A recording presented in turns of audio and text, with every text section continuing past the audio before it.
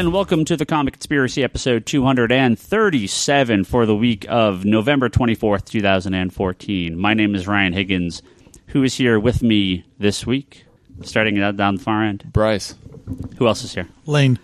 Toby. Hello, everyone. And we have a couple very, very special guests with us tonight, all the way from the Heroes and Villains Comic Fest that was this past weekend in San Jose. Also, not local, so you're from further away than that. But we have Lord Mesa, artist.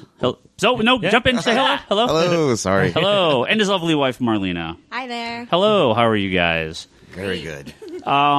Now, before we get into everything, Bryce, I know you don't have a ton of time, so I just wanted to say that Secret Wars is done. Nobody cares anymore. The last of the miniseries is out.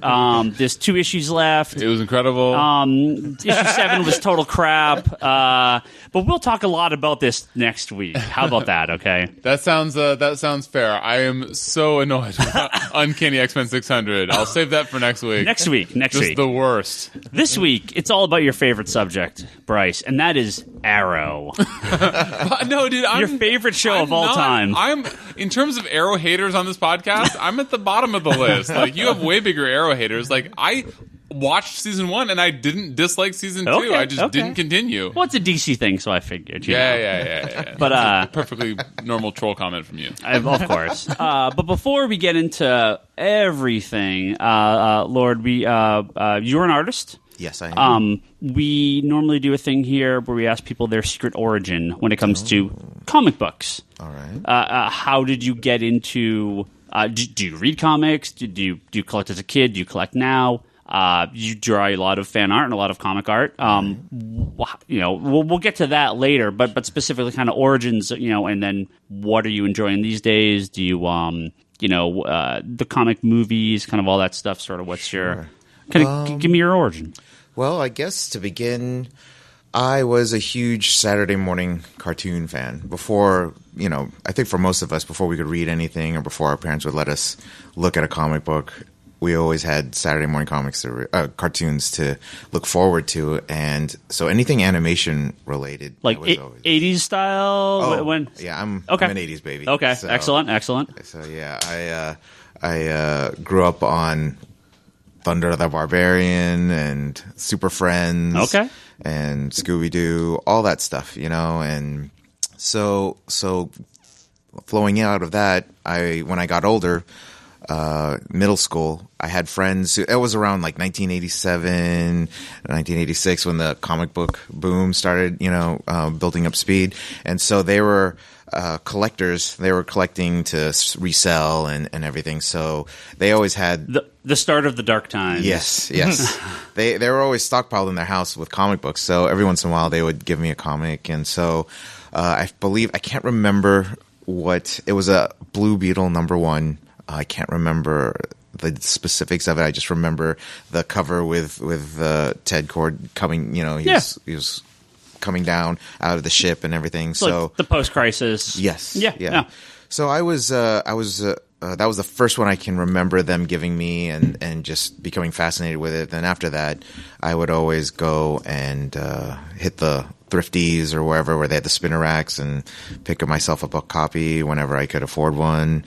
So from there, I was always, I guess, backtrack a little. The drawing, how this overlaps with the drawing is that when I was like, I think I can remember when I was 8 and I was in 3rd grade, I was the kid that was always drawing, and people would be my teacher or other adults or even other kids are like, oh wow, that's pretty good. You're really good. And I wasn't anything. There was never anything that I was.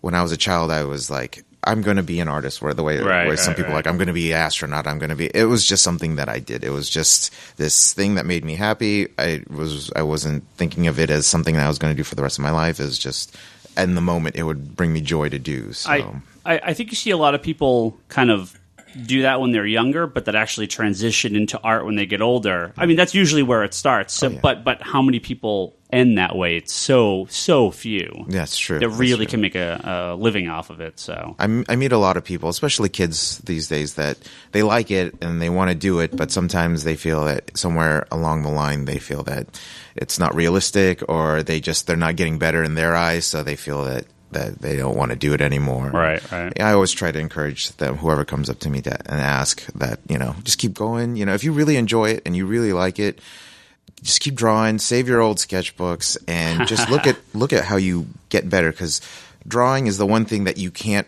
get worse at. You can't reverse that direction. The more you do it, the more you'll get better, so. My wife, Leanne, who had an artist alley table at Heroes and Villains as well, she teaches now. She teaches art, and she looks at her old stuff, and she's like, this is awful.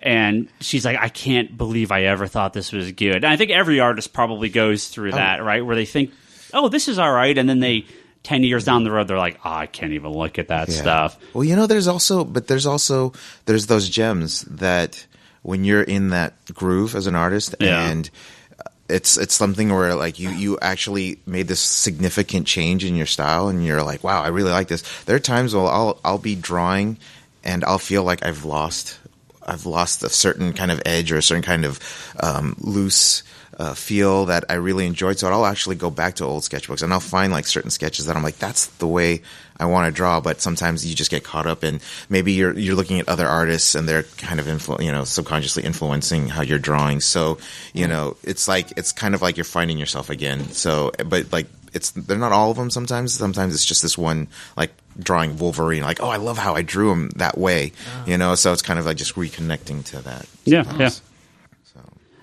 So modern day, kind of later 90s, 2000s, and then even in today, do you still read comics a lot? Do you read a little bit? Or I'm afraid that I don't read. Mostly my reading of comics is influenced more so by the artist that's working on the book. Sure. Being an artist myself, so you're like Toby here. Yeah. I like to make fun of him. He buys them for the pictures and not for the words. He buys them for the words, and I buy them for the pictures. I'm terrible because I'm married to an artist, and I'm like, I mean, I like art, but I do not understand how the relationship works. I really do not. You need both sides, right? He's like the meanest guy to artists ever. I'm not. Yes, you are. No, I'm not. Yes, no. you are.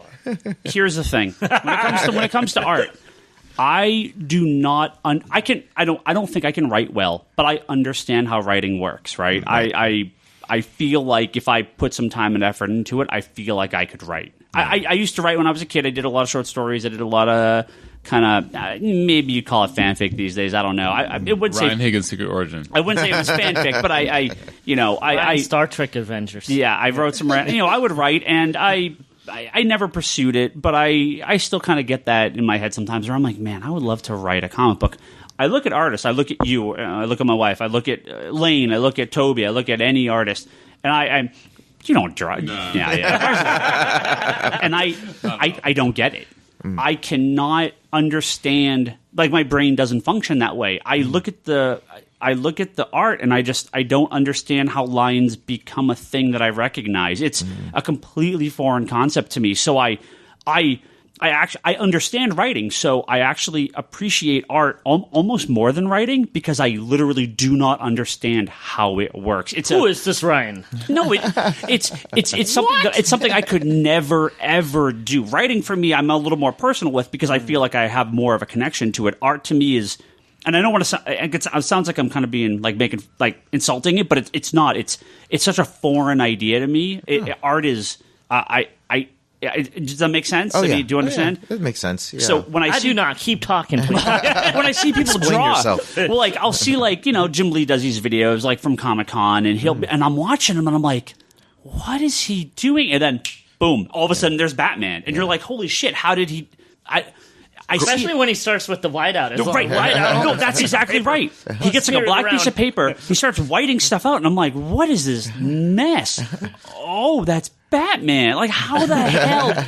My brain does not function that way, and I don't know how people do it. So I respect the hell out of artists so much. I don't think it's restricted to just. I mean, as an artist myself, I'm the same way. Like, are you from here, the Bay Area? Like, you grew up in the Bay Area? I moved here when I was like 13. So I grew up on the East Coast. Okay, there was, I don't know, it was PBS. It was a PBS show, and the guy's name was James Robinson. And it was this show where someone would read a book. It was like a story or something. And as someone was reading like a particular chapter, he would sit at a drawing board and he would draw the scene that was being read. Huh. Okay. And it would just fascinate me because he was the kind of artist that he actually he never did an underdrawing. He never did like, I have to do for myself a sketchy kind of underdrawing right. and then build on that. He just went straight, it was like a finished piece. And I don't know if, he was just this, like, That's that was insane. the way he brain. It blew my mind that he never did anything. And he would color it. And like so by the time this excerpt was done, it was this finished illustration, and that always amazed me. So, it's like genius level work. I couldn't there's imagine. a guy that I'm following on Instagram. I can't remember his name right now. But the Korean guy. Yeah. Yeah. He just starts on one point and he like just keeps going, and then he finishes this kind of crazy piece. Yeah, he's crazier because he does. Not only does he just draw this, he does it's like a fish bowl lens, so it's curved and it's got and he'll draw and when he draws a vehicle, he doesn't just draw like this. Like generic kind of really simple, like he'll draw like the engine parts, he'll draw the screws and all the parts and the he's What's the guy's name? I'll look it up. I think he's insane. You watch him draw. Jun Kim Jong-gi. Yeah. Yes. Kim Jong what? Gi. Boring. You got excited there here. Wait a minute. But yeah, if you watch his videos, he works huge. The way he works about the size of this wall, you know, and then he draws it without, again, no underdrawing. Yeah. And it's all black ink. He starts in ink. He doesn't even so there's no. It is insane. Yeah. That's crazy. But, so obviously you're a fan of Flash and Arrow, and I'm going to assume Supergirl and probably a lot of the shows. Oh yes.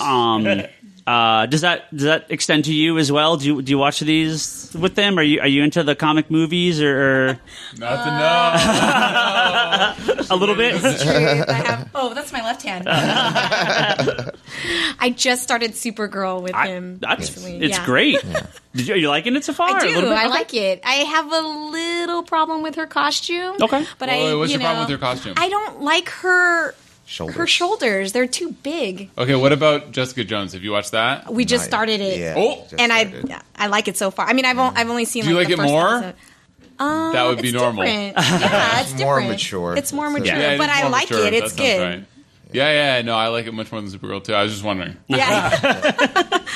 So, movie-wise, do you watch like all the Marvel movies? We actually had a question, which I'm sure we'll get to later. Well, I was going to get to later, but Bryce is here, so I figured maybe we should ask it now. Oh, Man of sounds like Steel. Did you like that movie?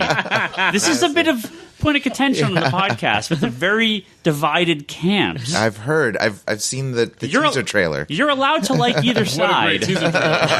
Yes, very well edited. Much better than the actual content that will persist. The eventual movie soundtrack or whatever it's called. But the trailer was way better. For me, don't you dare. You can plead the fifth if you want. I mean, it's all right. No. What I did was I liked Man of Steel for what it wasn't, which was what we had seen with Superman Returns, which was pretty much a rehash of the original Superman. Everything that, and it, I know that there are people that really dislike the film because it wasn't portraying Superman as a lot of people love him, but to me, I felt like it was the beginning of. It felt like DC was starting him on this character arc. Yeah. You couldn't expect him to come out as the fully fleshed, version of him. Granted, like there are some things that it caught me off guard, like when Jonathan Kent was like, kind of maybe you should have, like when that whole exchange happened. But to me, I felt like they were showing him from like a father who's seen like maybe what happens to suspected terrorists get like questioned and the things that get performed on them. So he's coming from like this angle of like, I don't want anyone doing that to my son because beyond what he can do and what he is, he's still my son, you know? Right. So I felt that there were things that I think it was taking a very real world approach and real world attitude towards what could happen, you know, if Clark was found out and whatnot. So, you know, I enjoy that because I felt that because of all that kind of mass destruction that kind of happened, that like there was a lot of there was you know, it was almost an obscene amount of destruction. But I won't disagree. But I feel like that's what Batman versus Superman is. It's the fact that they're addressing it. Yeah. That it's the whole reason for Bruce's attitude towards Superman. It felt like it was, you know, it was a planned thing, and so I was just hoping that like there's some other the other people. Well, which part was a planned thing?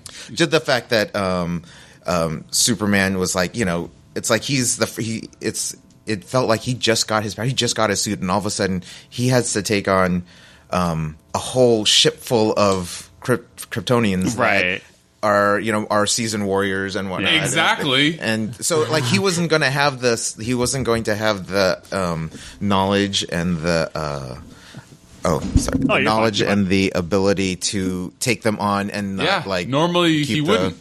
The property damage but down. He did a great job of it without any training. Oh yeah, which was great. Yeah, you know. Well, you might call it great. He did his best. I felt like he did his best. And no, he won the.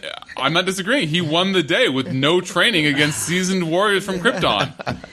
And but it felt like at the same time, Earthlings are going to see him in like they have mentioned in the trailer. There's a split camp between people who think he's bad for the planet and people who think that he's there to help them. So, right. I feel it's just like a lot of setup for deeper stories to come. Yeah. Here's where Bryce jumps the table and gets in a fist fight. I've got more art just in case. He'll always be able to buy me out that way. No. Those are all very fair points. I mean, when we eventually do this thing that Ryan keeps trying to duck, this movie commentary, eventually I'll corner Ryan on a Friday night and I'll get him hammered. We'll do this, but.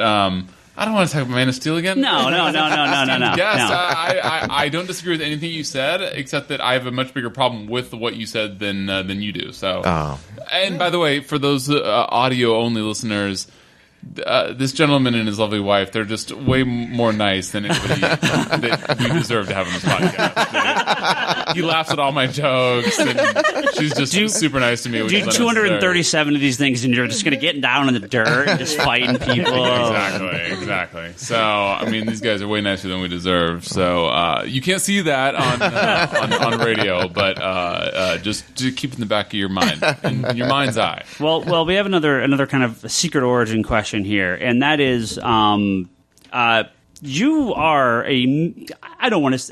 let's say a pretty significant part of the Arrow, Flash, and even beyond that, just the comic book community online in the art community. Tell me a little bit about that. How did that start? How did how did this all come together, I guess, and kind of explain for people that maybe haven't seen your art, sort of, and you should, what's this whole journey here? How'd this happen? It was actually quite funny because it wasn't anything that I had, again, planned to do. All right.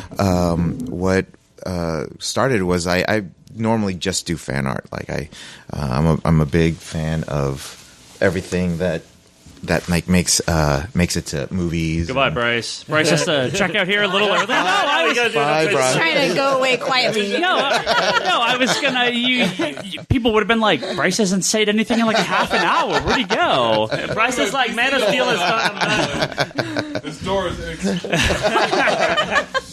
See you, Bryce. Next meeting.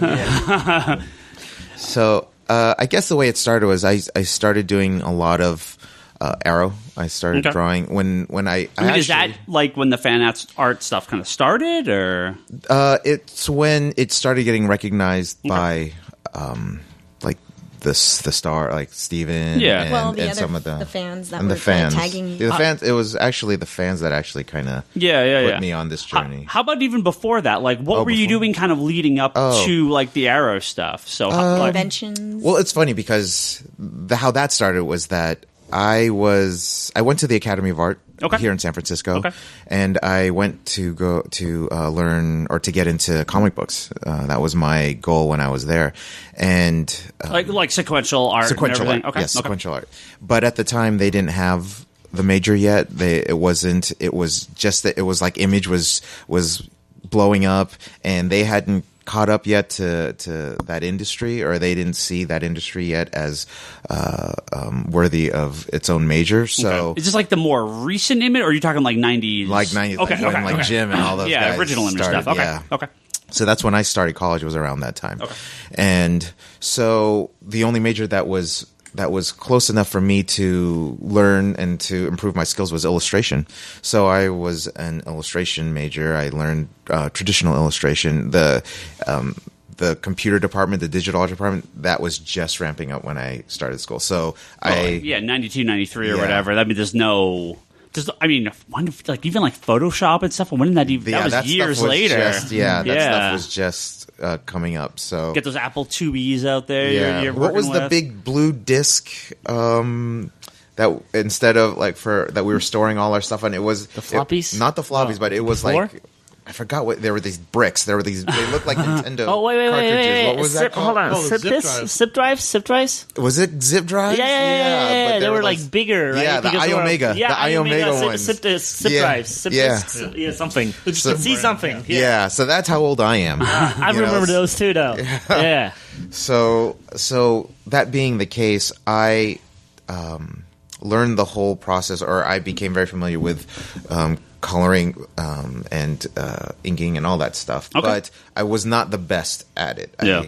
Because comic books are such as an assembly line process that I focused a lot of my energies towards penciling and inking, and what happened was I was very apprehensive about painting my work because I had spent 5-6 hours drawing a piece that I didn't want to paint over it. So fast forward to when I moved to Southern California to find work, first thing I had to find was digital. It was all digital related, so I had to learn the computer, and it was color separation for T-shirts. And so that's where I became familiar with Photoshop and Illustrator. So during the course of that, I became very I was improving, and I was realizing that I can color things and draw things and color things and not risk losing the line art that I was holding so precious. Right. So there was. So it came to a night when I was just kind of nothing to do. I thought, why don't I try and draw something that I love, which is comic book art. So I think it was like a Wolverine. I drew a Wolverine, but I did it all in Illustrator, and I was amazed that it was, for the first time, it was something that was like a polished looking piece that I could see in a book. And, and it was something that I drew. And I think at that point I started drawing everything that I could think of but I was able to color it now and to get that look that my mind was envisioning as I was drawing it. So then I started back in my interest of artwork. I always was a fan of the X-Babies. X-Babies. I'm like the original, like the Art Adams. Yeah, the Art Adams stuff. Yeah. And now I'm kind of building to my secret origin of why I draw like chibi kid-like characters. So I was a fan of X-Babies, and then my favorite animated Bryce movie. left too early, man. He would have been all over that. He'll hear it on the radio. And then my favorite Disney movie is actually Tarzan. Okay. Because to me, that was the closest comic book thing that Disney was ever going to do at the time. The surfing Tarzan. Yes, the surfing Tarzan. And one of my favorite segments of that movie was when they showed him as a young boy. And like the way they animated him, there was the scene where he was over the waterfall and his hair was flapping with the wind blowing, and it looked really cool. So I was like, oh, what if I drew Hellboy like that? Or what if I drew just comic book characters and ones that you weren't used to seeing? And so it was bringing me back to those days of reading X-Babies and everything. Is it all American stuff? Were you into any, like the Japanese, like the manga? Because they have a lot of chibi kind of art style, especially the last decade has been so popular. Yeah. I wasn't into. I had seen them. Like I was a big anime fan or manga fan. I love my favorite anime is Giant Robo. Yeah, cool. Mostly because of Joe Madureira. He when he talked about it, I was like, "What is this?" And I sought it out, and I was like, "This is awesome," So I was familiar with it. I'd seen it, like other artists do it, but it wasn't. I never really focused on that because I felt that. I thought what I was doing was a little different. Right. It was funny because as I was putting them out at shows and people were seeing them, like, "Oh, it's chibi." And I was like, And then at a certain point, I was like, I guess, yeah, but it's my version. Right. No, it's not. Wait a minute. Okay. Yeah, I guess so. I guess so. Yeah. But so that's you were doing it before it was cool, right? That's the thing. I have to say that I think I might have been one of the before a lot of people were seeing it in Artist Alley. Because this was around my first convention was WonderCon in 07. Okay. And 07, actually maybe it was 06. 06, 06 that I did the first one up here when it was still in the Bay Area. Yeah. And because that's been a thing in Japan for a long time, but here it really feels like it's been way more recent that it's become just so popular, and you see so many people emulating that style, and when you kind of coming from specifically the X Babies as the influence for that, like that. I mean, I'm sure Art Adams must have seen Japanese work in some fashion. So it's kind of like there's like almost like a influence, but like it's like unintentional influence maybe or something. Yeah. Because even Art's X Babies weren't the typical Japanese chibi. It was Art's take on right. But it had very like chibi-esque type characteristics with the big head and the eyes and whatnot. So that's actually how we met too. Lane actually found it first. Oh, really? And he was like, "You got to check this dude out because he's got this print with this mini Nightwing and Barbara thing, the date night." Yeah. And that's one of my all-time favorite books is the date night actually. So he's like, "You have to go look this dude up. You have to look this dude up because you'll want to buy it." And that's how I found you actually originally. Oh, it was funny because when I started doing these conventions, the artwork that I had with me was, I would say, maybe 70% just the like regular comic book style, not non-chibi-esque, and then I did, and because chibi stuff is always for fun. Whenever I'm in a drawing block, I always draw it because it's so easy for me, but I love the way it looks at the end. So like about 20%, 30% was chibi stuff. But then what I was realizing as I did more shows was that the artwork, the chibi artwork, really appealed to the kids and the wives and the girlfriends, and then she agrees. Yeah. And then what would happen is it would bring them to the table, and it was great because the kids, for the most part in Artist Alley at that time, there wasn't a lot for kids to see. There was a lot of, like punching and more mature, edgier stuff, which a lot of parents had to be like, "Come on, Billy, keep going." Well, it's funny. I mean, Lane and Toby could tell you. I don't know if you've done Fanime or like AX or any of the big anime cons. Long time ago. When you go now, it is like there is no punching, fighting adult art. It is all very. I'm like safe is not the word I'm looking for. It's all happier. It's all happier. Yeah, it's not like that more traditional American style art. So the extreme of the 90s is going away. It is totally. Look at you some anime cons. I think you do well there. I think you do really well at Fanime if you came up with that. I did a Fanime. I did in 1 year. I did Fanime and Anime Expo back to back. Oh, okay. And it was weird. It was before like all this Cartoon Network, Steven Universe, and Pokemon had really blown up, and so, or maybe Pokemon, but I was there, and, like Adventure Time and all that stuff hadn't quite kicked in yet. It was a very interesting experience because I had done a few conventions, so I was used to getting some attention for what I did. But I felt like at this show, it wasn't as unique as it was in a Western kind of, comic book convention. Yeah. So I was the one that was kind of like, wow, because I think I was telling her, the Wowie stuff. You know what Wowie is, right? Yeah. That's where I learned what Wowie was, and I was and it was funny because she and like so she. Too bad Bryce is not here. He loves that subject. It's a huge subject life. Oh, really? Oh, it was like, I was just like, so this whole thing with Robin and Superboy almost kissing, it's like, that's a thing, you know? Oh, Yowie. Oh, Yowie. I'm sorry, Yowie. Yowie. Yowie. My bad. Yeah. No, Yowie. okay, no, I know what you meant. Yeah. So I was Yep, I was like, whoa. very So it popular. was an experience. Well, now it's what was it now? It's Loki and Loki was and over. Thor? Last Fanime, Oh. Loki was done. It was all like, Oh, it's over already. That came and went. Sherlock. Sherlock is Sherlock big is now. huge now. Yeah. I know last year it was all Hannibal and what's the guy's name? The main guy in Hannibal. Will? Will Graham. Yeah. So Really? every year it's whatever the hot show is. So this year it'll be like. It'll be Arrow and they've had that for a couple years now. So this is a good transition. So let's transition to Arrow. All right. Kind of a long-winded way to get to why we're here.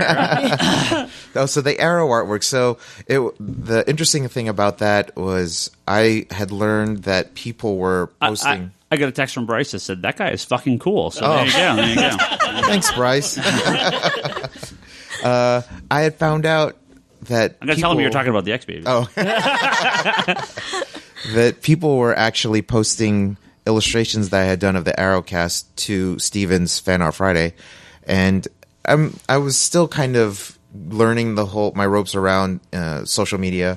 So Facebook I had kind of fallen off of because I wasn't familiar with their new structure and advertising. So I felt that I wasn't getting the views on it that I used to before they had switched over. So I had focused a lot of my attention on Instagram, posting things on Instagram.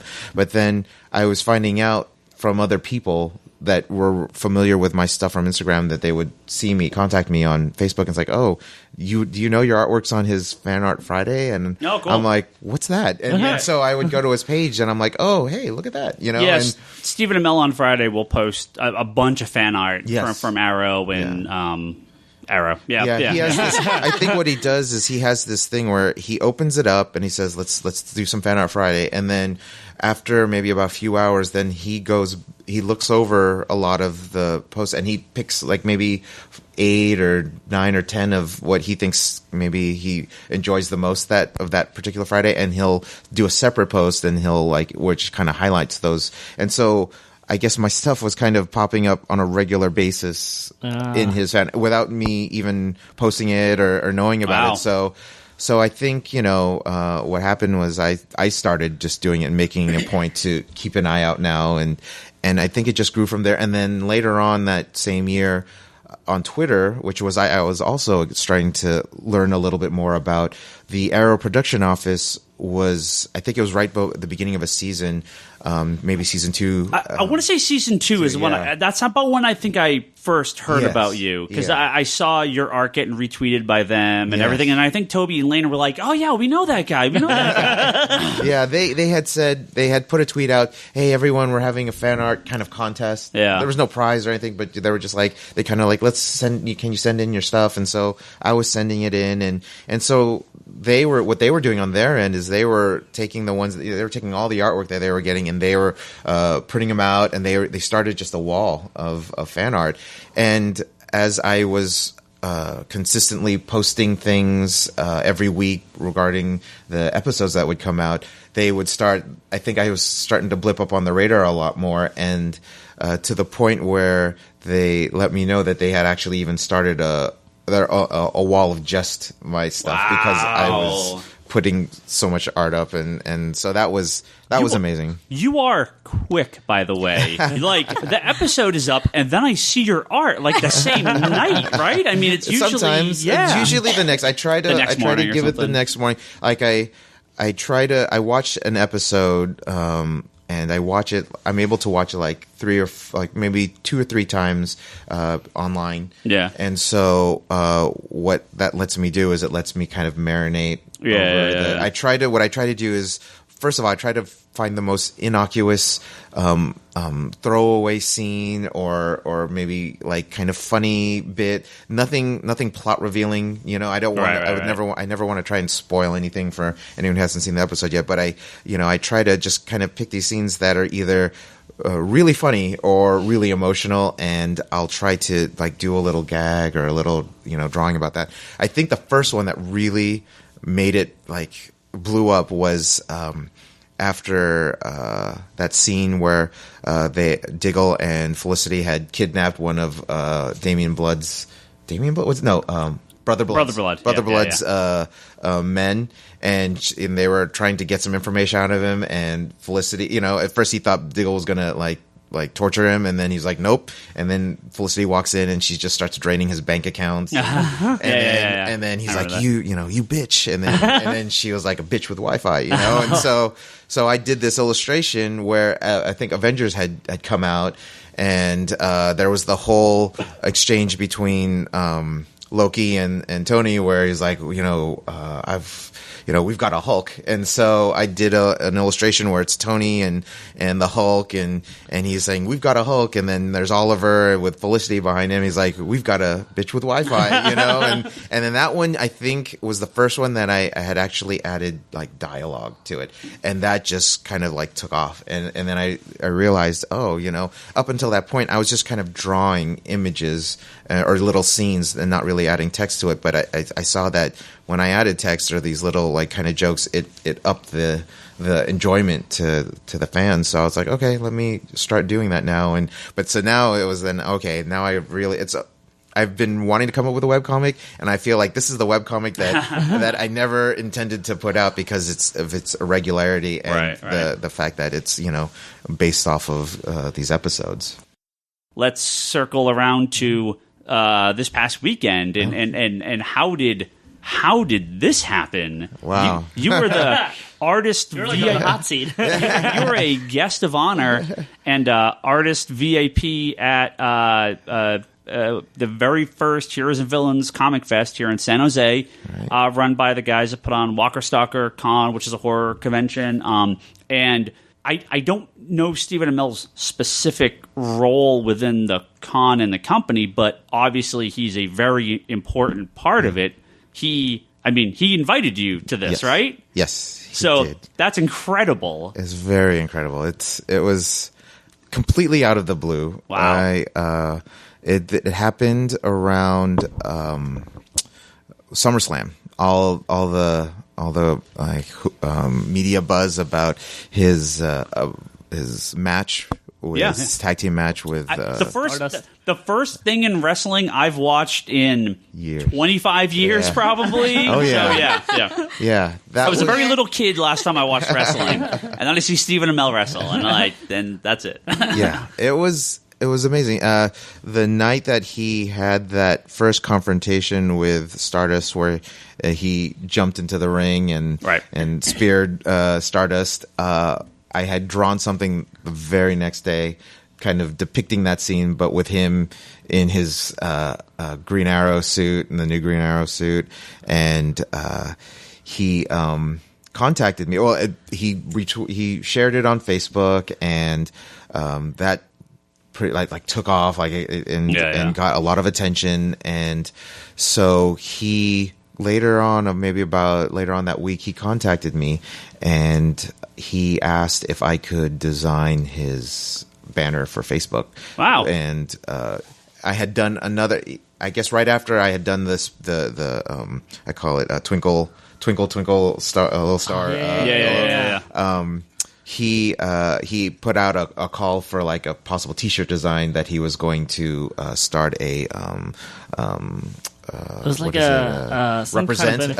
represent campaign for charity. Yeah. And so I had done another design that was a little more comic booky, almost kind of like a Capcom versus screen. Okay. It was like illustration. Street Fighter-ish. Yeah. I know he had done those couple cancer shirts as well, right? So this is kind of like the one after that. It was kind of like that. And he asked if I could take the artwork that I had done when I did that particular design and format it for his Facebook page for the banner. And so in addition to that request, he also asked if I'd be interested in being a guest at Heroes and Villains, which was ironic because I had just sent a request or some questioning what would be required to get a table at the show. Okay, nice. So it was very fortuitous that he had reached out to me because I was like, I'm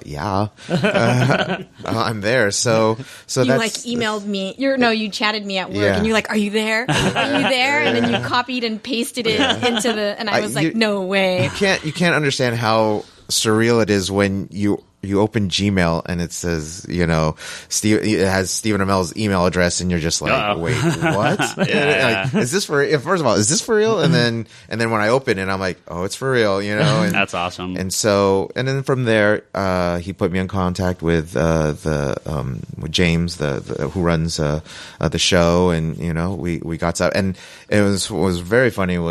I'm so used to being in Artist Alley that when they finally sent me the layout of the floor plan, I thought I wasn't on it because I was looking in Artist Alley and I was looking where I would normally be, and I'm like, I don't see myself here. And I was like, wait, are you sure they asked you to participate? Are you sure? I'm like, you better double check. Yeah, you were sitting next to Christina Wren, who was in Man of Steel, and she's going to be in Batman v Superman, and Rebecca Mader from Lost and Once Upon a Time. You were with the actors. Yeah. You were there with the VIPs. Well, that's what happened was I was looking at this PDF going, where the heck am I? And then I scrolled up to where the autograph area was, and I was kind of going down the line where it was Haley Atwell, then I think David Rappaport, James Bamford, and then Steven and the rest of the Arrow cast.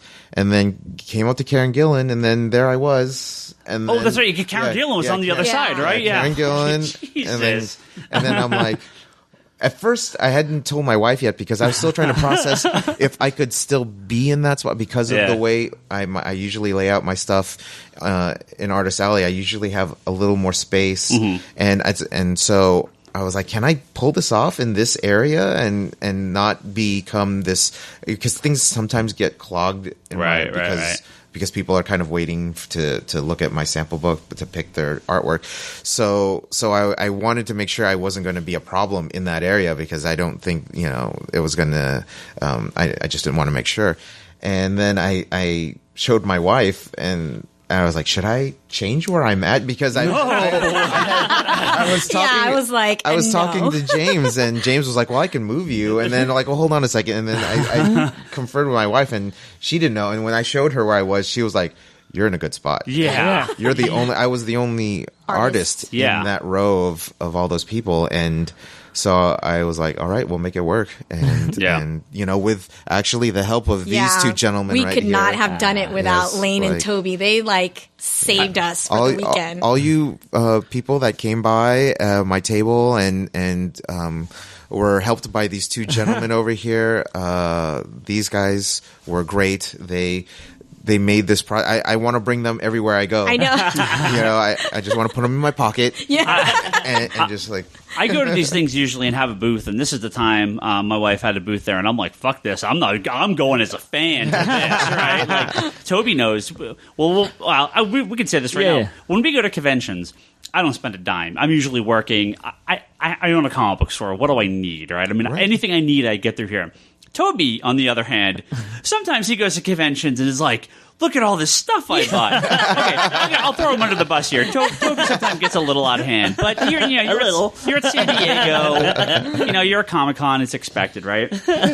Toby turns to me at the end of the con, Heroes and Villains, and he goes, I spent $10. That was for parking. And I'm like, well, that's okay. I made up for 10 years of going to conventions at this one con alone because I blew all my money here. So I know.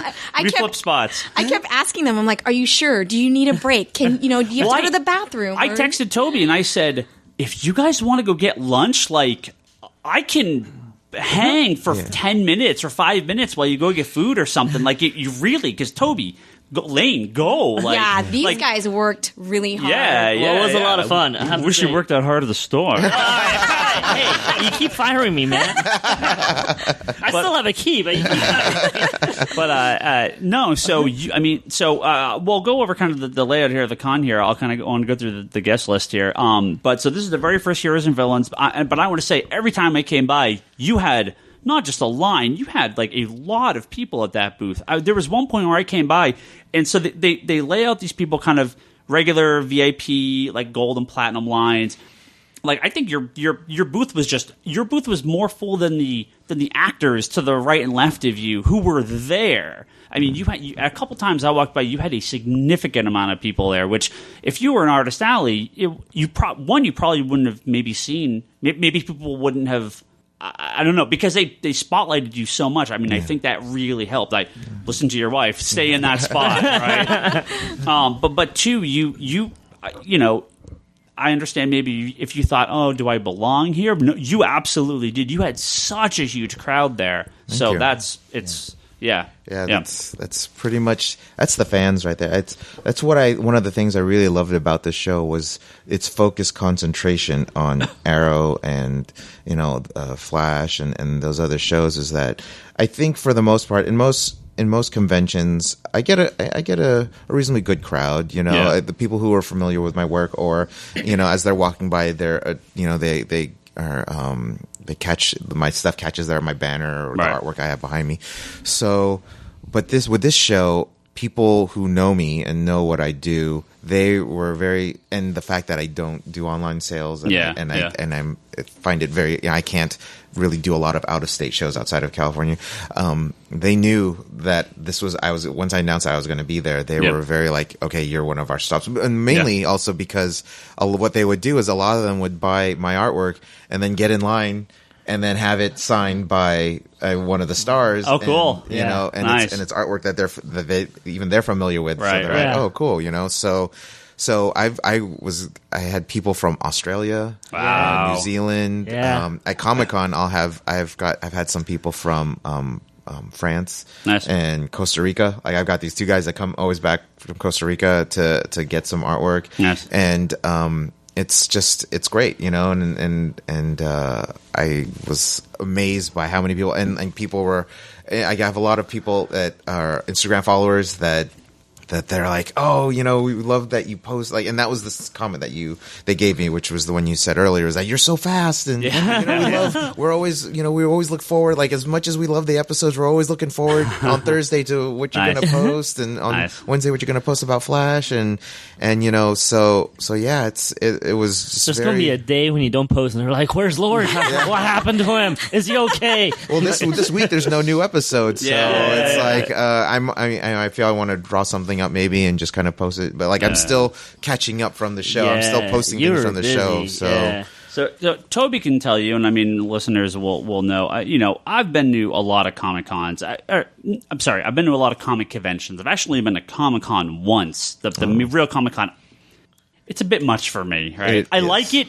But it was like, it's a bit much. Ryan freaks out with lots of people. Yeah. Well, I'm okay, but it was just it's so overwhelming. It is right? overwhelming, yeah. And it takes you like half an hour to get to the spot that you want to get to. Right. And Toby, he can go 6 days without sleep. Right? If I don't have a nap at like 2:00, forget it. Right? I'm in bed at like 10:00. Like there's I can't. It's Saturday night. I'm leaving. No, you're not. You're just starting. Things are happening. Things are happening. So I do a lot of the smaller cons. I did almost every WonderCon since I moved here. I did a lot of cons. When I was younger on the East Coast, I've been to Fanime, up and down here. So I've been to a lot of comic conventions. And in more recent years, I've been really kind of burned out. And not that I don't like them. I have fun, but there's nothing really. I don't want to say there's nothing there for me, but I know some of comic creators through the work and everything, and I kind of have I've had dealings with a lot of them in the past in the companies, and when you get down to like Comic-Con, if you want to do anything, well, you can do one thing in a day. Waiting in a line from 2 a.m. to 6 till 6 at night the next day. That's my day, right? My day might be 28 hours, but I get a lot done. And then when you go to the smaller cons, I'm like, okay, well, I don't really need anything. I've seen this all before. And then the celebrity cons, which is how everything's turning now, the Wizard World, they're cool, but here's a bunch of nerd shit, right? And if fan art and cosplay was a thing I used to hate, my new thing that I hate now is not Loot Crate specifically, but this sort of the mystery boxes, just the general nerd culture, like we're all roughly the same age-ish. Right. When you were young, you were like, okay, I like this geek thing and this geek thing, and it was kind of a thing. Now it's like everyone likes every geek thing, so it's kind of just very homogenized. I can see that. I just because I like comic books doesn't mean I like, let's say, Big Bang Theory as a particular arch enemy. I love that show. as a particular. He's going to kick you out of the store. So I was wearing my Flash T-shirt because again, when you go to a concert, you don't wear the band T-shirt to the concert. You wear the band's friends T-shirt to the concert. Okay, so when I went to Heroes and Villains, I didn't wear the Arrow shirt. I wore the Flash shirt, and then Sunday I wore the Green Lantern T-shirt. So I posted a lot of my pictures that I took with these guys. I received so many comments of like bazinga and like, oh, what's up, Sheldon? And I get this so often, and it just. I started a Twitter war with Ryan a couple months ago when they announced the Lego set for Big Bang Theory. I'm like, Ryan, look, they made a Lego off of you, and it's the Sheldon Lego. And him with the Flash symbol T-shirt. He's got the brown hair. Right? And I was holding a Green Lantern lantern. I was like, that's you, Ryan. That's right. I'm going to kill you in your sleep. Good on DC for getting plugged on the biggest show on television. Congratulations for every fan that likes it. It's not for me. Okay, like I live Big Bang Theory. I don't need to watch a TV show about it, right? So, where was I going with this? Oh yeah, so the big like celebrity cons, they always feel very, to me at least, they always feel very directionless. They feel very just, here's a bunch of stuff. Yeah, here's who we could get. Right. That's why I was so excited for Heroes and Villains, because it is. I mean, you had a couple other people. You had the Once Upon a Time people, and you had Haley Atwell, but it was centrally very much Arrow Flash related. It was the Bertelli, what's the guy's name? Berlanti guys. So Ryan really just hates until it's Flash and Arrow. Then he's like, I love it. No, I'm down with this. It's not Big Bang Theory. Those fuckers are not here. No, but if it was like, one guy from this show, one guy from this other thing, Will Wheaton's there. It's like, I don't care about like just a random hodgepodge of nerd stuff. Like I may like one or two people, but this was like, okay, you've got me because of the way they even like, okay, we're gonna have Karen Gillan there, who was in Guardians of the Galaxy, but she's also in Doctor Who with John Barrowman, who's also in Arrow. So you they did a very good job of connecting the people who were there, and to me, I want more cons like this where it's themed very well, like. The Wizard Can you World imagine a Doctor Who con where they have like 5 doctors? Charlie would just faint and die. Yeah, sure. He's like, what? Bury me here. So let me go over this guest list here real quick. We had Stephen Amell, obviously, Green Arrow himself. John Barrowman, who is Merlin, and obviously Captain Jack. Katie Lotz, who is Canary / White Canary. Robbie Amell, who is Firestorm. Neil McDonough, who is Damien Dark, and also Dum Dum Duggan. Will Holland, who is Thea / Red Arrow. Paul Blackthorne, who is Detective Lance, the father. So that he get Lana Parella, who's the evil queen on Once Upon a Time, who, if Stephen Amell didn't have the biggest line, she did. Oh, yeah. Holy crap. Yeah. It never ended. Huge. Never. Even when she was on a break. Yeah. It was like longer. Yeah. I mean, I don't know what you guys thought about the breakout of the con, but it to me, I think it was 60% plus women. Yes. I felt it was way heavier skewed women to men, and especially that Once Upon a Time, probably half the people there were there for her and Rebecca Mader. Right. It was insane how popular they were. I figured it would be, but I didn't. I don't think I was prepared. Well, I don't think they were prepared either. A lot of people were there for Haley too, but yeah. Big one, yeah. Well, so I was sad about that. We have Karen Gillan, who I only saw a couple times. It seemed like she was in and out a lot. She's quick. She was quick at the table. Haley Atwell, Peggy Carter, unfortunately Asian Carter, had to cancel. She was still filming. I know a lot of people were there for her, and I'm sure she would have rivaled the other guys. She would have been the other big A-list. Katie Cassidy, who's Black Canary.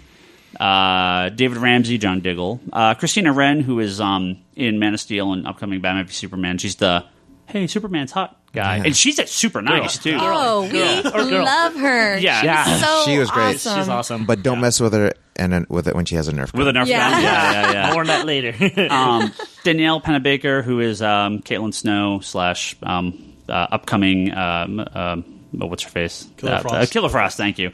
We also had David Rappaport, who was our casting director. James Banford, who was the stunt coordinator, who did a bunch of directing. An awesome guy. A bunch of cool stunt stuff. And some guy named Lord Mesa. I don't know who this guy is, but he was there too. He's a hack. Yeah, I don't know, some guy that just dragged in. I love him. So this was, I mean, again, me and Toby were talking about this afterwards.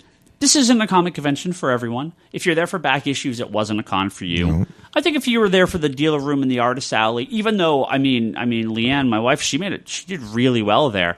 But still, if you were there specifically for that, probably not a con for you. You know, I mean, I'll be totally honest. For me, for this weekend, for when I was there, this might be the best convention I've ever been to. Yeah. I had so much fun. This completely rejuvenated my interest in going to comic conventions. I remember why I like these now. It was busy, but it wasn't packed. Right. Mm-hmm. It was, things cost money. I spent a significant amount of money. But it wasn't, it would have been twice as much a Comic-Con. Right. Plus all the additional costs and everything. Right. The people were busy, but approachable. If this was Comic-Con, I probably could have met Stephen and Mel, but that would have been it. Yeah. I met everyone. I mean, all the Flash and Arrow people. I met every single one of them. Either got an autograph or an autograph and photo. I even did. Yeah, you did a lot of progress. He kept coming back to the table and look at who I met. Look at these pictures I got. Look at the autographs. What? You're getting a lot done. Oh yeah. If you follow me on Instagram, sorry for all the pictures. Bryce was complaining about that earlier. But not only big smile on all the pictures. Oh, yeah. I had such a good time. But not only that, I was smiling so much, man. My cheeks are sore now. Like they're kind of hurting. I was like, oh man, I was smiling far too much at con. But maybe again, coming from the business end of it, and I've been going to Disneyland a lot recently, and I, as an adult, appreciate the way that they control the environment and lines and the flow of everything. I have to give up to this con. I mean, they did fantastic. Everything. Yeah, I mean, agree. Sometimes people were late. Sometimes things ran over, but it never. And everybody was happy. There was never a clusterfuck. Yeah. Nothing got real. I mean, I also love the fact that the volunteers knew what they were doing. Exactly. Everyone, Ashley asked them. They had the right answers. They were not fluffing you around. No. At Comic-Con, you could ask 3 guards the same thing and would give you completely different answers. Right. They were so organized. They We got in there in the morning. They were all meeting. They all were helpful and super nice. Yeah.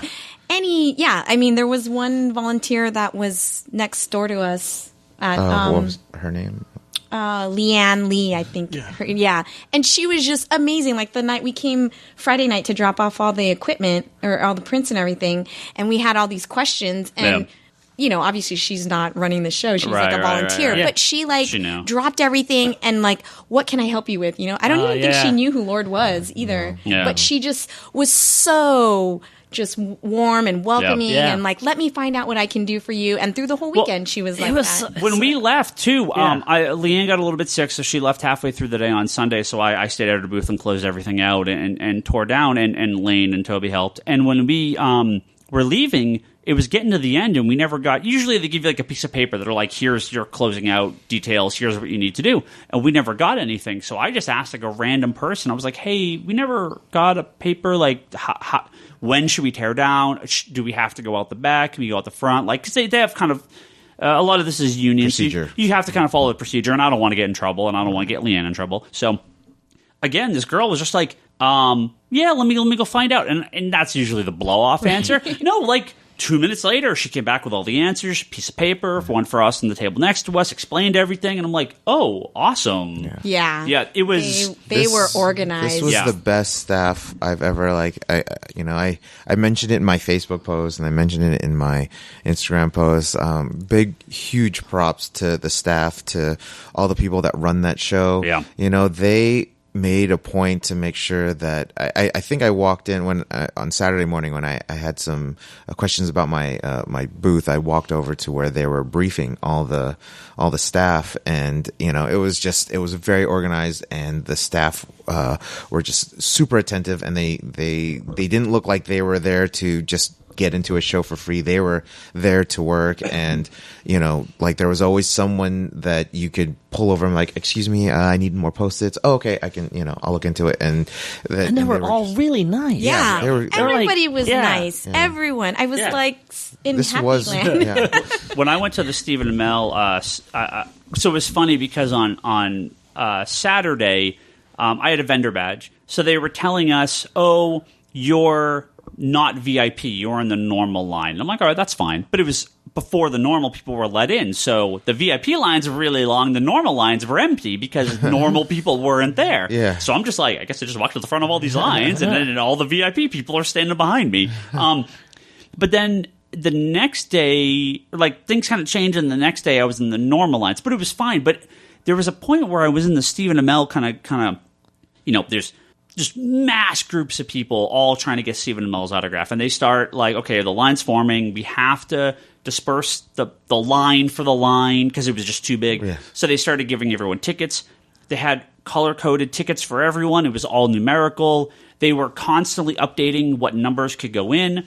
And then I missed kind of not my window, but I sort of was like, hey, I have to go do this and then come back. And they're like, okay, when you come back, we'll just put you to the front of the line. It's fine. Nice. Like, you'll skip everything. Nice. I was like, okay. Like, I just wanted to know if I could even get in line anymore. And you're just going to put me in front? Yeah. All right. Yeah. Like, they were... They were extremely, like, even some of the people that came to buy prints from you, some of them were actually kind of like waiting to go back in line. They actually had a note going, you got to come back at this time. Yeah, it was phenomenal. I mean, they had really down to a science, and I mean, all the other cons should almost like take lessons from these guys. You don't know how much that sort of miscommunicate. I mean, Comic-Con, right? You have to understand how bad those lines can get. Comic-Con, the rule is do not trust anything. No matter what someone tells you. Yeah, no matter what they tell you, do not trust it. That's like the unwritten rule at this point. It's but they seem to want to, every year they seem to try to change it to make it better. They try. Toby, there's too many people. Toby and Lane. Just Mattel, right? I mean, that's all I have to say, right? Just every year. Hasbro. I'm sorry, Hasbro. I'm sorry, Hasbro. Just every year, right? Giant mess. All I ever hear is, I got robbed in the Hasbro line. Like 12 people got beat up in the line. like a guy got shot. Like, it's always something like this. Toys. Yeah, it's the stupidest thing. Well, I think it's the intimacy of the show was really its benefit. That the fact that for the most part, like, all these people, they were there to see the stars. They were the shopping and the stuff was really there for them to do while they were waiting. Right, but they did, which is I think great. I never saw a booth that was empty or someone that didn't leave. I mean, without something. People were selling stuff. I think when you have the celebrities there, people are like, I'm here to spend money because I'm going to have to for the celebrities, and I think that brings out people who are willing to spend stuff at a con. So I think that helped kind of everyone. I almost feel like, because this is the same place Big Wow and Fandom and other cons are, they could have doubled the amount of tables they had in Artist Alley, but then that would have been so cramped. They kept it loose, open. Yeah. Lots of big alleys, lots of big ways for people to get around. It never got jammed up. Quite a few things for the kids to do, too. Oh, all the free, obstacle course stuff and the zip line. I did not know those were all free. Yeah. They were just more kiddie-ish, though. I was thinking it was for adults, so I was getting really ramped up for it. And then I saw it, was like, wait, I'm too tall for this. Well, Sean and Gavin, that young man that interviewed me at the end of the show, his dad was, really, he was gushing about the show, too, because he was so glad that, and he came in, he didn't, you're going to spend money, but the goal isn't to spend all of it. Right, so, of course, and his son's like, when he sees all this stuff, he's going to be like, I want to do this, I want to do this. So he said when he came into the floor, when they first came in and he saw all these activities, he's like, oh crap, but then when he found out that they were free, he was like, this is awesome, it's like you this is what you want to do. You want to make sure the people that you have at these shows, these fans, these guests, they're having a good time and they're not feeling that they're being fleeced. Yeah, and I think they succeeded big time in that. They did. I mean, it's everything from the really nice staff to even the panels, because I didn't get to see any panels, but I watched some online. Yeah, they were phenomenal. They were not like any panels I've ever seen. They were more direct with the fans. James's panel, they did stunt work on stage, like Doc knocking, right? Yeah. They're like kicking people, knocking people over, like performing on stage. I'm like, that's phenomenal. Yeah. I mean, you don't really see that kind of stuff anymore, right? I think too, because the majority of these people are friends and coworkers. They work together on the shows, so these people all know each other. Which I'm sure if it's like, oh, we got like 5 random guys, maybe they've. But it's so un-Comic-Con like. This is why I like it so much. I know. Right? No, at Comic-Con is like same silly questions. Yeah. Same like, oh, we're working really hard for this new show and we can't say anything about the show. I'm like, why is this room has 50,000 people with questions that can't get answered? I almost think it's kind of silly at this point, right? And this, you had John Barrowman jump on stage and like do a striptease or something. Wasn't he like running around like a? He was pulling his pants down quite a bit this weekend. All over the floor. He even went on that little jumpy thingy and was shooting people with Nerf guns. And he was on the zip line too. Yeah, and so was Amel at the end of the show. Oh, really? Yeah. See that? And that gets people riled up. And like the kid was like, "That's what I just did." Now Arrow is doing that. I was like, "That's phenomenal. That's awesome." And they were having so much fun. The whole Amel versus Barrowman thing was excellent. Barrowman. And I think, again, would you see that at Comic-Con or WonderCon? Kind of like celebrities yelling at each other and like kind of goofing on it. I feel like I don't see that. Yeah, very rare. It was, I really what I loved about the show, and I just was so happy for the people that were there. Yes. Was that when you're at Comic-Con or any show, you'll rarely see, like everyone wants to see these celebrities, but like for the most part, you can't. They're always ushered. It's very like it's very like behind the scenes. Right. They just kind of pop up on the stage and then they disappear. And they're gone. Yeah. This show, they were visible. You could see everyone from and sometimes that's all it takes for someone to be like, that's it, I can go home happy. And they did that for these people, and they made them so accessible and so just like in front of everybody. And I was asking that when people were coming up and I was talking to them, I was like, how great is this? Because even myself, I have to I turn to the right, there's Karen Gillan. I turn to the left, there's Christina Wren, there's Rebecca Mader, there's Did you ever pinch yourself? I'm like, I didn't have to. I just had to I would look up and I would just kind of take a deep breath and I'm like, I can't believe this is really happening. So when I was going through and getting a lot of the autographs, because I got everyone but Paul Blackthorne to sign my poster, I was supposed to go back and get his autograph, and I guess I forgot that he wasn't going to be there on Sunday, and I just spaced on it, and I didn't. So he's the one I'm missing. But I got all the rest of the Arrow cast to sign my poster. And you have failed this mission.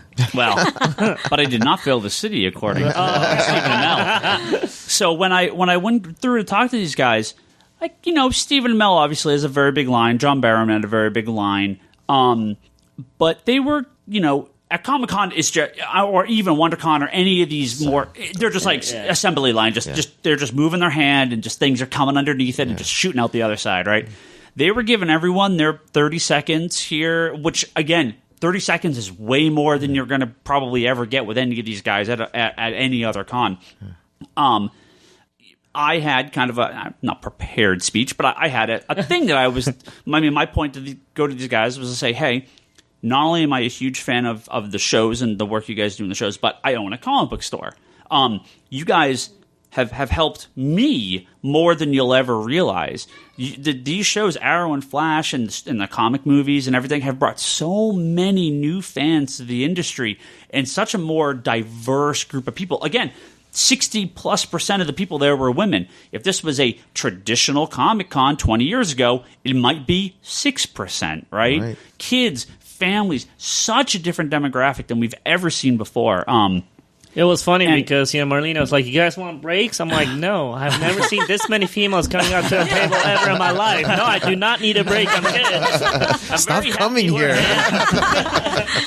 So every single one of them, without fail, when I told them I own a comic book store, it used to be you tell someone you own a comic book store and they kind of look at you like, what the fuck? Like, and again, these guys, maybe they're just putting on a show. Who knows? Maybe they're just like, oh, that's really cool. But every single one of them stopped, looked up at me, and went, wow, that's really cool.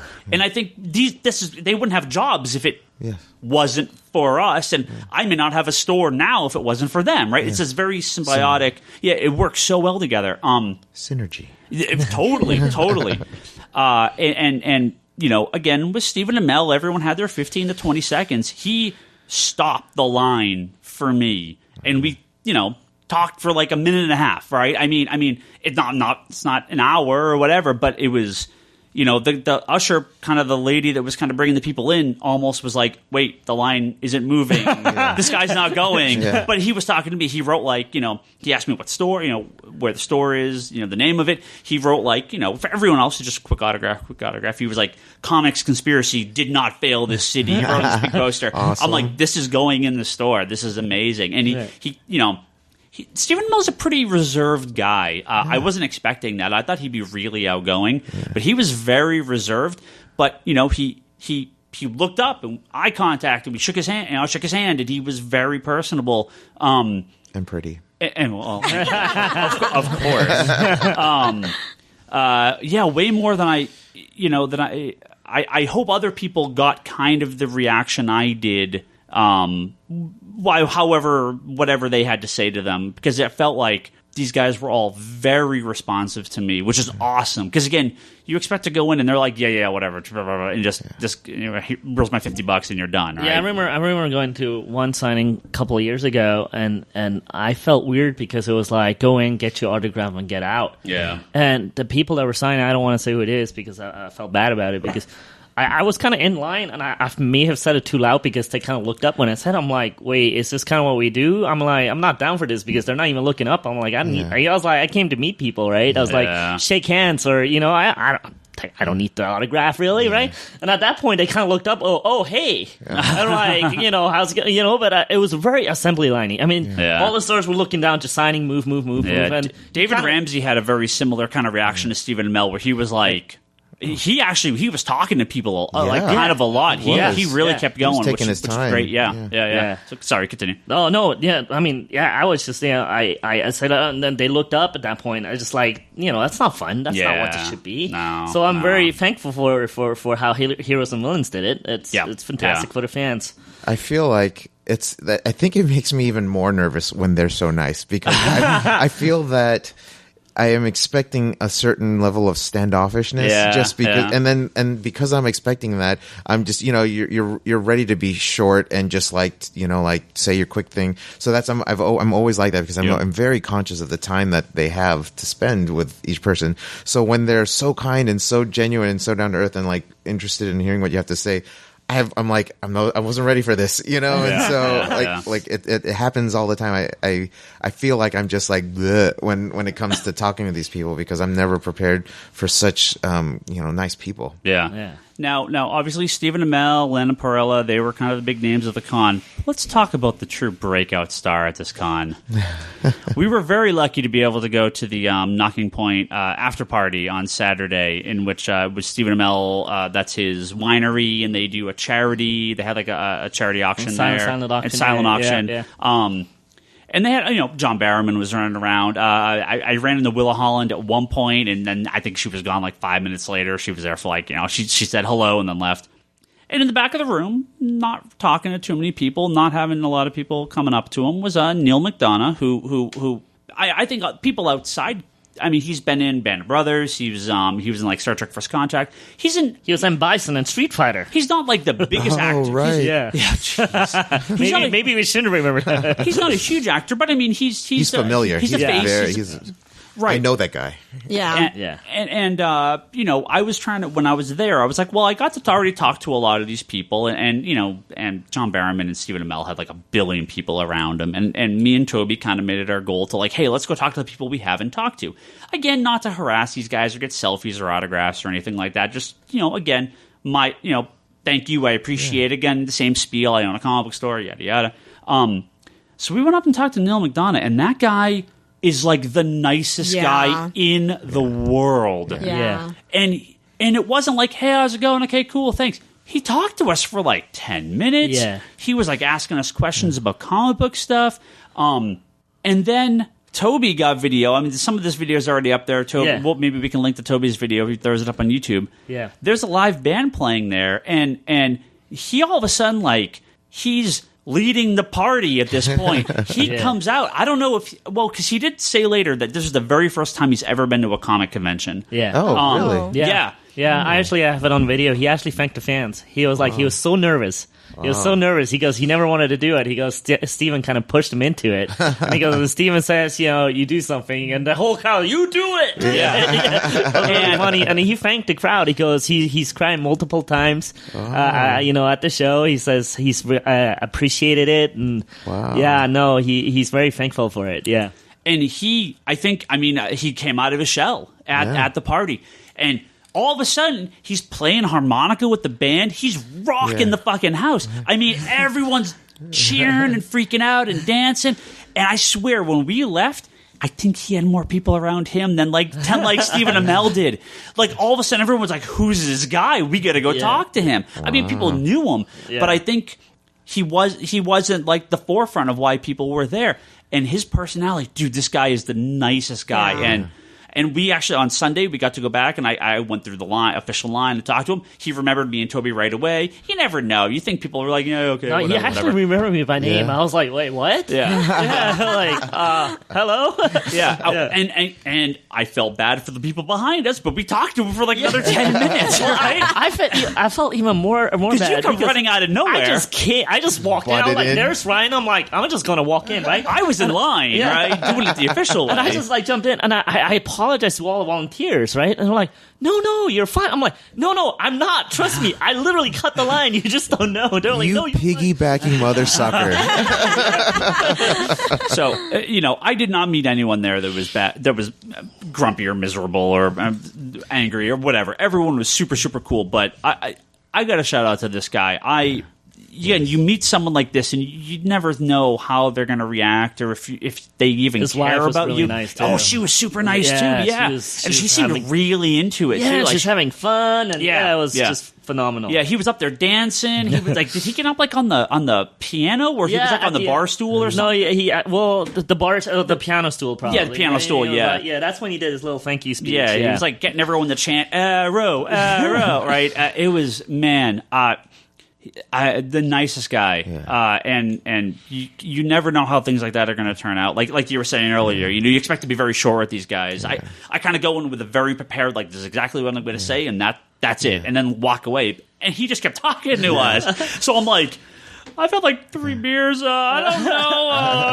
I wasn't prepared for this.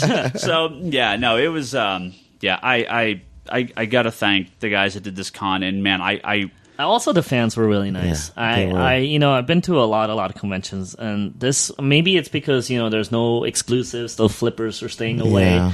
There's no monetary people that are there. There's people that were all there because they were fans. Yeah. And they were all really happy. Yeah. I mean, they were all happy people. Yeah.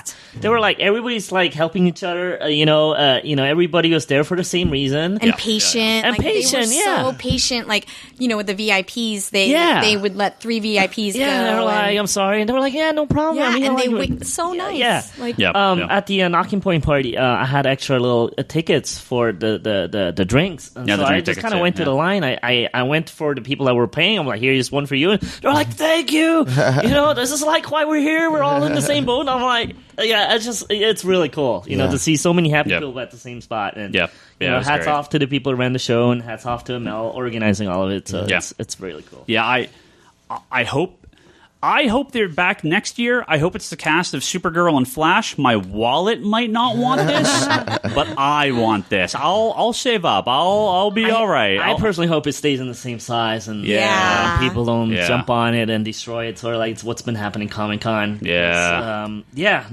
I do hope they come back too. Yeah, I thought it was fantastic. I asked Twitter for some questions. I have a couple questions for you, and then we'll wrap up. All right. Rigo, he actually asked what influenced your style, which I think we kind of covered before, and he wanted to know your opinion on Man of Steel, and that was why I asked you that earlier. So Rigo, your questions have been answered. This is from Travis. He actually owns a comic store down in Salinas. He came and bought prints from me, actually. Oh, wow. Yeah, he did. Yeah. Hi, Travis. He says, how do you get the idea for what to draw next? Seems like he thinks what would be funny based on the new CW show episodes. That's kind of seems like that's pretty accurate, right? Based on what you were saying earlier. Like what it is each show has these certain moments that you just kind of glom onto, and sometimes they're not always funny. Sometimes especially. last season, Arrow was just killing me. It felt like every episode was just some kind of heartbreak or some kind of just dramatic cliffhanger that I would watch, and I was like, okay, I'm obviously going to have to watch this like several more times because I don't know what I'm going to draw, and then so I became very I think it was the piece where I drew the Oliver's costume, his case, the display, and I have Diggle and Felicity and Roy kind of looking at their phones. It was the cliffhanger episode, mid-season cliffhanger where he gets, spoiler alert, where Roz spears sticks him with the sword and kicks him off the cliff. Right. And as a fan, my wife was probably like, "What's wrong?" 'Cause I think I was one of the first few times I actually got up and was like, "What the hell?" When because I'm monitoring my watch, and so I'm noticing that there's 5 minutes left, and there's no way he's going to beat Roz in a sword fight and travel home and have the happy ending that you want to happen. So when that happened, I was like, I gotta draw, because the last thing he said to Felicity is like, "I'll call you when it's over," and so that was the title of that piece.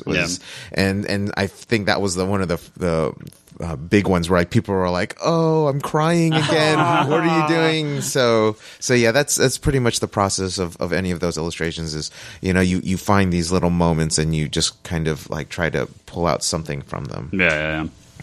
I got a question from Taylor. He says, if you could write or draw any comic, like actual comic book, who would it be, and who would you want to work with? Hey, Taylor. Actually, I'm actually having a lot of fun with Flash. I think I can almost do a weekly kind of strip with just Cisco-isms. That guy, the best. That guy provides like 90% of my material for everything Flash related, because they give him all the, when either it's like his little comments to his pop culture references to just the way he's us. He's the nerd. He's the guy that's from the comic book store that happens to work at Star Labs. So he's one of those amazing characters that it could have been really annoying, right? I feel they walk that line so close, and it falls to funny every time. And not to go back to Big Bang Theory, but I feel like there's a difference.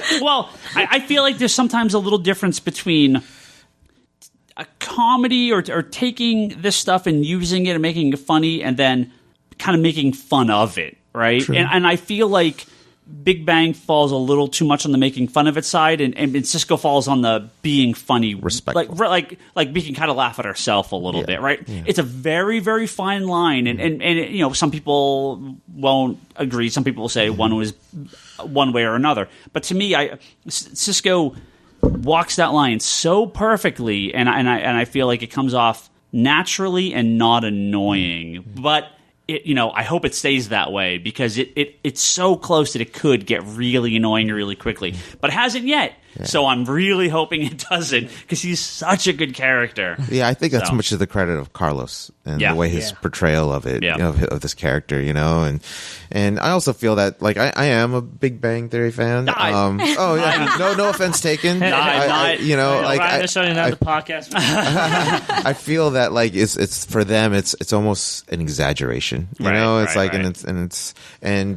get it, and it's funny because like I like how they don't always dwell on it, but like when they do, they kind of they have I can see where it can be taken as just like, is that a jab? And so but I think sometimes they have the episodes where it's just like, okay, like the one where they were dressed as they cosplayed the Justice League, right? No, the Star Trek one. Star Trek where they were in the desert and then their car got stolen. And it was great because the flip side of that story was the girls all trying to get into the minds of their boyfriends, and they were all debating the whole Thor why the hammer can't be picked up, and they're like no, and then it was very touching because the guys felt like nothing's changed. We're still the guys that get picked on. Yeah. Our car got stolen, and they were very downtrodden. And then they got home, and then they saw that their girlfriends were all talking like comic book stuff, and then they were just kind of like, oh, maybe it's not as bad as we thought. So they're I was actually with Ryan that I originally actually didn't like the show, and I was like, it's far too close to home. And I think there was like one episode where one of the dudes got dumped by one of the girls. And this got me, I mean, this one line like made me turn on the show is one of the other characters, it's okay, it's only 4 more weeks till Comic-Con. I'm like, oh, okay, all right, that was actually pretty darn funny, and I'm going to give you some credit, I'm going to start watching this show. So I was like, all right, it was just a perfectly laid line. I was like, all right, you got me. That was actually pretty good. We actually got one more here from Rigo. He sent us another question, but he says, I listen to music when you're reading comics. Do you guys have any pre-reading or reading rituals when you go through these books? And I'll extend this to drawing as well. I can't do anything when I'm reading. Music's okay, but TV or anything like that, if I hear anyone talking or noise, like I can't do it at all. I know my wife, she kind of is almost the opposite when it comes to when she's drawing. She needs like external stimuli. She needs the TV on or music playing or something to kind of keep that quiet part of your brain active while you're concentrating. And do you have a similar? Do you need something, or do you like silent, or does it matter? I like movie soundtracks. Okay, I like scores. No words, right? No words, things that just kind of like occasionally I like covers of songs, because I actually kind of feel like kind of what I do is kind of like covers of other things, so I like listening to, when it comes to cover, I just like listening to like acoustic versions of songs that are popular but they twist things around, so it's it's a different take. Yeah. But when it comes to movie soundtracks, I just like it's like you're soundtracking your drawing a little, and so you want to like you get the John Williams, get that Star Wars, get that Jurassic Park music going. You get the Dragon, the Bruce Lee story music playing, So there's that, and then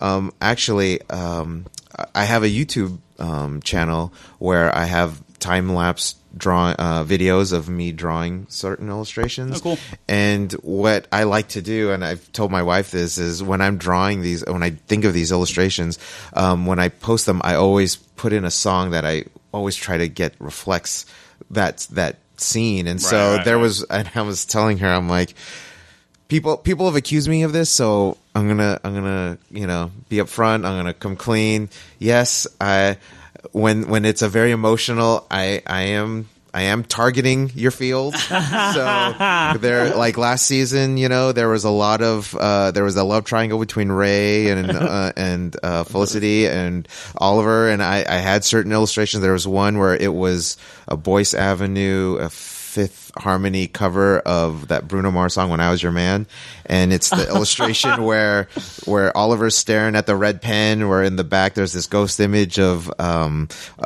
Felicity and Ray dancing. And I was telling my wife, I was like, I'm really looking forward to posting this one. I want to see. I really want to see what the reaction, because that's the thing. That's the thing of being an artist, is we're trying to connect emotionally. I would imagine that would be the goal, is like, you're not just doing a drawing, you're trying to kind of like, what emotion can I stir up in someone who's looking at this illustration. So I love these videos, because when I'm adding music to it, it just like it's this full experience. So music. Very nice. Cool. I think Lane watches TV when he draws, doesn't he? Don't you? Turn on the TV for companionship? No, more I do a lot of multitasking. So I'll do that while I work on like programming or base art, but if I really want to hunker down art, I do the same thing. I listen to scores. Yeah, same here. I have a whole collection of CD scores that I love. I recently started discovering trailer score guys, and I almost prefer them over the Ashley scores, like Ninja Tracks. A couple of there's another one I really like, but it's very, very moody. So it helps, but I get kind of in that mood, and then I can't change the song, because if it changes, go do it like a happy song. I'm like, no, so I put it actually on repeats. I play it over, so I use it both for drawing and for when I cut videos. So, but yeah, Ninja Tracks are freaking phenomenal, man. I really like Ninja Tracks, and And the score for The Raid by Mike Shinoda and Joe Trappanese. Oh, phenomenal! It's just really moody stuff. Like it's very like. It's very. It's like you start trying to like tapping your. Yeah, you do. Your foot real fast, like you know what? You do something cool. I was like, I get in that mood, right? And then like sometimes like my buddy will come over and like, hey, I'm like, hey, right? And they're like, whoa, calm down. So much coffee. Yeah. All right, I think that's an episode. Wow. I think we're done. This is normally where we plug stuff, so you gotta plug us.